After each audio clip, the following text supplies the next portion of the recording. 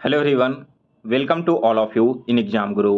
दोस्तों, इस वीडियो में हम लोग एयरफोर्स वाई ग्रुप एग्जाम के लिए इसके प्रीवियस ईयर पेपर का सॉल्यूशन करने वाले हैं। दोस्तों, यहाँ पर मैं आपको मैथ्स के टॉप 10 इंपॉर्टेंट क्वेश्चंस का सॉल्यूशन करवाऊंगा जो इसी साल जुलाई 2022 में जो लेटेस्ट एग्जाम हुआ है एयरफोर्स का, उसमें पूछा गया था। यहाँ पर इंक्लूड किए गए सारे क्वेश्चन बिल्कुल रियल है एंड इसमें जो डेटा दिया गया है क्वेश्चन का वो भी बिल्कुल रियल एग्जाम ही वाला है। तो इस पूरे वीडियो को देखने के बाद आपको आइडिया लगेगा कि मैथ्स का लेवल कैसा आता है और हर एक टॉपिक से किस प्रकार के क्वेश्चंस आपसे एग्जाम में पूछे जा रहे हैं। इसका पीडीएफ आप हमारे टेलीग्राम ग्रुप से डाउनलोड कर सकते हो या फिर मैं इसका पीडीएफ वेबसाइट पर ही अपलोड कर दूंगा, वहां से भी आप सभी लोग डाउनलोड कर लेना। चलिए दोस्तों, अब वीडियो स्टार्ट करते हैं और देखते हैं आज का पहला क्वेश्चन। तो पहला क्वेश्चन आप सभी के सामने स्क्रीन पर है। 1 किलो के मिश्रण में 20% सीमेंट है और शेष बालू है। कितने बालू और मिलाए जाने चाहिए जिससे कि नए मिश्रण में सीमेंट की मात्रा 10% हो जाए। क्वेश्चन में क्या कहा गया है कि 1 किलो का एक मिक्सचर है जिसमें 20% सीमेंट है, तो जो बाकी रह गया है यानी कि 80% आपका बालू है। 1 केजी का टोटल मिक्सचर हो गया, इसमें आपका 20% सीमेंट एंड 80% बालू है। तो 1 केजी आपका है वो कितने ग्राम का होता है? 1000 ग्राम का होता है। इस 1000 ग्राम में से हम बोल सकते हैं कि हमारा 200 ग्राम क्या है? सीमेंट, और 800 ग्राम हमारा क्या है? बालू है। यहाँ तक समझ में आ गया सभी को बात? अब अगला कंडीशन क्या कहा गया है कि इसमें कुछ बालू और मिलाना है। तो मान लो हम यहाँ पर क्या करते हैं, x ग्राम बालू और मिला देते हैं। तो अब अगला कंडीशन क्या बन रहा है बालू मिलाने के बाद, कि जब बालू मिला देंगे तो नए मिक्सचर में सीमेंट की मात्रा 10% हो जाए, यानी कि नया जो मिक्सचर होगा वो 100% का होगा। इसमें से हमारा जो सीमेंट है वो 10% हो जाए, तो बचा हुआ बालू कितना होगा? 90% होगा। यही क्वेश्चन आपका दिया गया है ना कि 200 ग्राम और 800 ग्राम पहले है सीमेंट और बालू, इसमें अगर कुछ बालू और मिलाया जाए यानी कि x ग्राम बालू और, तब आपका जो रेशियो है वो 10/90 का होना चाहिए। यहाँ से आप इसका सॉल्यूशन निकाल सकते हो। इसे काटोगे तो 1/9 से कैंसिल हो जाएगा। 9 से 200 को मल्टीप्लाई करोगे तो आपका आ जाएगा 1800 इक्वल टू क्या हो जाएगा? 800 प्लस x, यही आ जाएगा ना। अब यहाँ से अगर आप x का वैल्यू निकालना चाहोगे तो जो 800 है वो इधर आकर 1800 में माइनस होगा, तो x का वैल्यू आएगा यहाँ पर क्या? 1000। यानी कि दोस्तों 1 किलोग्राम और हमें बालू इस नए मिक्सचर में मिलाना होगा जिससे कि आपकी सीमेंट की मात्रा 10% हो जाए और 90% आपका बालू रह जाए। आशा करता हूं कि आप सभी लोगों ने इसके सॉल्यूशन को बिल्कुल अच्छे से समझ लिया होगा। अगर आपको किसी भी स्टेप में प्रॉब्लम हुई है तो आप वीडियो को रिवाइंड करके दोबारा से देख लीजिए, सारी चीज़ें बहुत ही ईजी वे में समझाई गई है। तो अब आगे बढ़ते हैं सेकंड क्वेश्चन की ओर। सेकंड क्वेश्चन क्या है? ए और बी के चाल का अनुपात 3:4 है। यदि किसी स्थान पर पहुंचने में ए बी से 20 मिनट ज़्यादा समय लेता है तो ए के द्वारा लिया गया टोटल समय क्या होगा? यहाँ पर दो कंडीशन दिए गए हैं। ए और बी के स्पीड का रेशियो दिया गया है 3/4 और दिया गया है कंडीशन कि ए 20 मिनट ज़्यादा टाइम लेता है बी से किसी भी स्थान में पहुँचने में, तो ए कितना टाइम लेगा उस स्थान पर पहुँचने में आपको बताना है। यहाँ पर देखो, मान लो कि आपका जो स्पीड ऑफ ए है वो क्या हो जाएगा? 3x हो जाएगा और स्पीड ऑफ बी क्या हो जाएगा? 4x हो जाएगा। दो कंडीशन यहाँ पर क्लियर हो गया। एक फॉर्मूला आपने पढ़ा होगा, स्पीड इनटू टाइम। यह किसका फॉर्मूला होता है? यह फॉर्मूला होता है डिस्टेंस निकालने का। तो अगर हमारा डिस्टेंस सेम है दोनों कंडीशन में, यानी कि यहाँ पर ए और बी दोनों कंडीशन में हमारा डिस्टेंस तो सेम ही है, एक ही डिस्टेंस कवर किया जा रहा है, तो पहला का जो स्पीड इनटू टाइम होगा वही दूसरे के स्पीड इनटू टाइम के बराबर भी होगा। यहाँ तक बात समझ में आ गई? अब देखिए, हमारा पहला स्पीड क्या है? 3x है, ये क्लियर है, और दूसरा स्पीड हमारा 4x है। यहाँ तक तो क्लियर है। हम टाइम को t मान लेते हैं, तो जो टाइम t है वो लिया गया b के द्वारा ना, लेकिन a के द्वारा क्या लिया जा रहा है? 20 मिनट ज़्यादा लिया जा रहा है, यानी कि हम यहाँ पर t+20 लिख देंगे। क्लियर है यहाँ तक बात? इसी इक्वेशन पर आपको सारे डेटा को रखना है, आपका वैल्यू निकल कर चला आएगा। जैसे देखिए, पहला स्पीड हमारा 3x हो गया इंटू ए टाइम कितना ले रहा है? t+20 मिनट, क्योंकि यहाँ पर 20 मिनट ज़्यादा ले रहा है ना, इक्वल टू स्पीड दूसरा यानी कि 4x इंटू, और जो b है वो कितना ले रहा है? t घंटे का टाइम ले रहा है, तो हमने यहाँ पर केवल t लिख दिया। अब यहाँ सॉल्व करोगे तो आपका 3x का t से मल्टीप्लिकेशन करने पर 3xt हो जाएगा, प्लस 3x में 20 से मल्टीप्लाई करोगे तो 60x हो जाएगा, equal to 4x into T क्या हो जाएगा? 4xt हो जाएगा। यहाँ से अगर आप आगे निकालोगे तो 4xt minus 3xt equal to 60x हो जाएगा। तो यहाँ से आपका क्या आ जाएगा? xt इक्वल टू 60x, तो t इक्वल टू क्या हो जाएगा? 60x/x, तो x से x कैंसिल हो गया, t का वैल्यू आ गया 60 मिनट।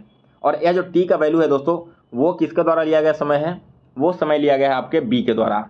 तो बी अगर 60 मिनट ले रहा है तो ए क्या लेगा, इससे 20 मिनट ज़्यादा लेगा, यानी कि हम इसमें 20 और ऐड कर देंगे तो ए के द्वारा जो लिया गया समय होगा उस डिस्टेंस को कवर करने के लिए वो होगा टोटल 80 मिनट्स का। इस क्वेश्चन का करेक्ट आंसर है 80 मिनट्स। इसके बाद आगे बढ़ते हैं तीसरे क्वेश्चन की ओर। देखिए बहुत सारे लोग कमेंट करते हैं जब मैं इजी लेवल के क्वेश्चंस करवाता हूं आपको तो कि ऐसे क्वेश्चंस आपके एग्जाम में नहीं आने वाले हैं। तो आप सभी के सामने बिल्कुल रियल एंड ऑथेंटिक डाटा के साथ ओरिजिनल क्वेश्चन है इसी साल के एग्जाम का। और देखो कितना इजी लेवल का क्वेश्चन पूछा गया है। ए किसी काम को 25 दिन में तथा बी उसी काम को 20 दिन में पूरा करता है। ए और बी दोनों मिलकर इस काम को कितने दिन में पूरा करेंगे। टाइम एंड वर्क का अगर आपने एकमात्र कॉन्सेप्ट भी पढ़ रखा होगा तब भी आप इस क्वेश्चन को सॉल्व कर सकते थे, इतना इजी लेवल का क्वेश्चन है। क्वेश्चन को दो तरीके से हम सॉल्व कर सकते हैं। सबसे पहले आप कैसे करते हो, ए किसी काम को 25 दिन में कर रहा है तो एक दिन में किया गया काम क्या होगा 1/25। बी किसी काम को 20 दिन में कर रहा है तो बी एक दिन में 1/20 काम करेगा। दोनों मिलकर कितने काम करेंगे, तो देखिए यहाँ पर ए कर रहा है 1/25 काम और बी कर रहा है 1/20 काम, तो दोनों मिलकर एक दिन में कितना काम करेंगे। इसके लिए हम इसका एलसीएम निकाल कर यहाँ से निकालेंगे तो 4 + 5 यानी कि 9/100 काम एक दिन में करेंगे। तो पूरे काम को क्या करेंगे, इसका इन्वर्स कर दो 100/9 डेज। सेकंड तरीका क्या है जिससे आप सभी को एग्जाम में हमेशा सॉल्यूशन करना है, वो तरीका देखिए। ए के द्वारा लिया गया समय 25 है और बी के द्वारा लिया गया समय 20 है। हमें यहाँ पर बताना है कि दोनों मिलकर कितने दिनों में कार्य को पूरा करेंगे। तो इसके लिए हम क्या करेंगे कि दोनों के इफिशियंसी का रेशियो निकाल लेंगे, यानी कि ए एक दिन में कितना यूनिट काम कर रहा है और बी एक दिन में कितना यूनिट काम कर रहा है। तो इसके लिए हम दोनों का अगर एलसीएम निकालते हैं तो इसका एलसीएम आएगा 100। तो यह जो 100 है ना, यह हमारा टोटल वर्क मान लिया जाता है, यानी कि इतना काम करना है। अब देखो ए इस 100 काम को 25 दिन में कर रहा है, यानी कि वो हर दिन 4 यूनिट काम कर रहा होगा, तभी ना वो 25 दिन में जाकर टोटल 100 यूनिट काम पूरा कर देगा। सिमिलरली बी यहाँ पर 20 डेज में पूरे वर्क को कंप्लीट कर रहा है, यानी कि वो हर दिन 5 यूनिट काम को खत्म कर रहा होगा, तभी वो 20 दिन में टोटल 100 यूनिट काम कर सकता है। तो ए और बी मिलकर दोनों कितने दिन में काम को खत्म करेंगे। ए और बी दोनों मिलकर एक दिन अगर काम करता है तो 9 यूनिट का काम हो रहा है, 5 और 4 9 यूनिट, टोटल हमें 100 यूनिट का काम खत्म करना है। तो हम क्या करेंगे 100/9 लिख देंगे। यहाँ पर अगर ये कटता तो इसे काट कर और शॉर्ट फॉर्म में लिखते, अगर नहीं कट रहा है तो सिंपली आपका यही आंसर हो गया। तो इस तरह से आप इस क्वेश्चन को सॉल्व कर सकते हो। सेकेंड वाला जो मैंने मेथड बताया यह आपके एग्जाम में हमेशा मदद करेगा, क्योंकि बहुत बार क्वेश्चन जो है ना थोड़ा सा लेंदी टाइप का आ जाता है और उस समय अगर आप ट्रेडिशनल मेथड से क्वेश्चन को सॉल्व करोगे तो एयरफोर्स इतना टाइम नहीं देता एग्जाम में कि आप उसे बैठ कर बस वहाँ पर सॉल्यूशन करते रहो। सेकंड वाले मेथड को हमेशा यूज करो, इसका प्रैक्टिस करो, इससे आपके सारे क्वेश्चंस बहुत ही इजी वे में सॉल्व हो जाएंगे। चलिए अब आगे बढ़ेंगे अगले क्वेश्चन की ओर। तो चौथा क्वेश्चन क्या कह रहा है, एक सेकंड। एक आदमी ए से बी तक की दूरी 40 किलोमीटर प्रति घंटे की रफ्तार से जाता है और वापस 30 किलोमीटर प्रति घंटे की चाल से आता है। इस यात्रा में उसे कुल 14 घंटे का समय लगता है, तो ए और बी के बीच की दूरी बताइए। ठीक है, ए से बी जा रहा है 40 किलोमीटर पर आवर के स्पीड से एंड वापस आ रहा है 30 किलोमीटर पर आवर की स्पीड से और टाइम ले रहा है टोटल 14 घंटे का। हमें पता करना है डिस्टेंस। तो मान लो कि ए और बी के बीच की दूरी क्या है, x किलोमीटर है। अब अगर आदमी x किलोमीटर जाता है यानी कि ए से बी कितने के 40 के स्पीड से, और फिर क्या करता है कि वही x किलोमीटर का डिस्टेंस वो वापस कवर करता है 30 किलोमीटर से, और इस पूरे डिस्टेंस को कवर करता है, तो इसमें उसका जो टाइम लगता है वो 14 घंटे का लग जाता है। क्वेश्चन में यही कहा गया है ना कि पहला जो टाइम आपका लगेगा और दूसरा टाइम लगेगा, दोनों को जोड़ने के बाद 14 आना चाहिए। तो ऐसे हम इक्वेशन को लिख सकते हैं।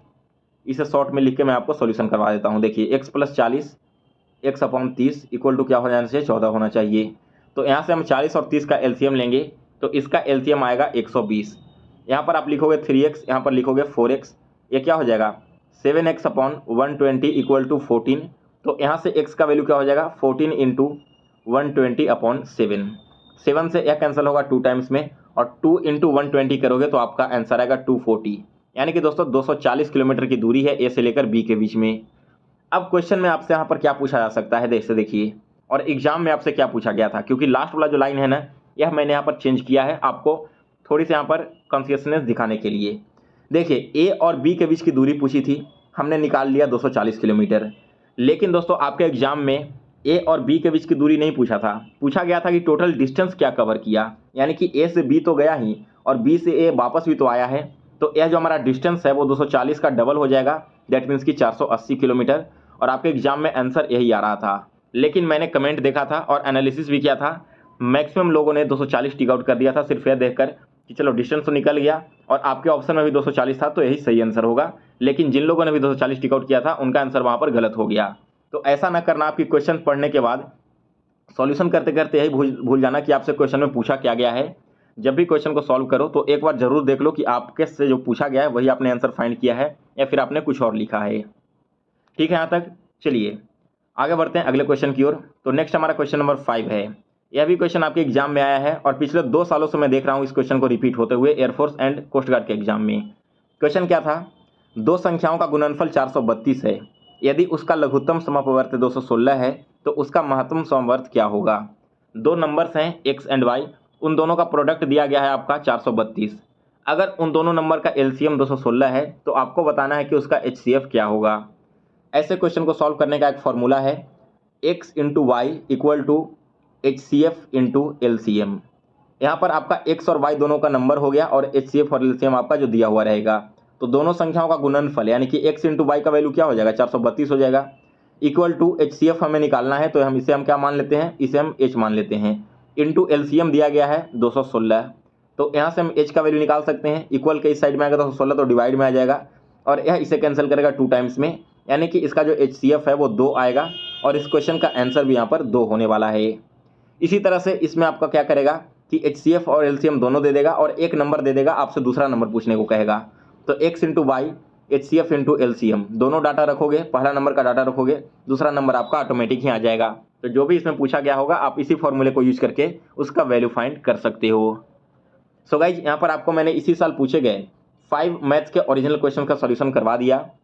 आप लोग वीडियो को लाइक और शेयर जरूर करें ताकि मैं डेली आपको इसी तरह की प्रीवियस ईयर पेपर का सॉल्यूशन करवाते रहूं। साथ ही में दोस्तों आप कमेंट करके बताना कि नेक्स्ट वीडियो आपको कौन सा प्रीवियस ईयर पेपर पर चाहिए, इंग्लिश, मैथ्स, रीजनिंग या फिर जीके का। और जिन लोगों ने अभी तक चैनल को सब्सक्राइब नहीं किया है तो एयरफोर्स वाई ग्रुप एग्जाम से रिलेटेड हर एक जानकारी सबसे पहले देखने के लिए इस चैनल को सब्सक्राइब कर इसके बेल नोटिफिकेशन को ऑन कर लें। मिलते हैं फिर से नए वीडियो में, तब तक के लिए जय हिंद, जय भारत।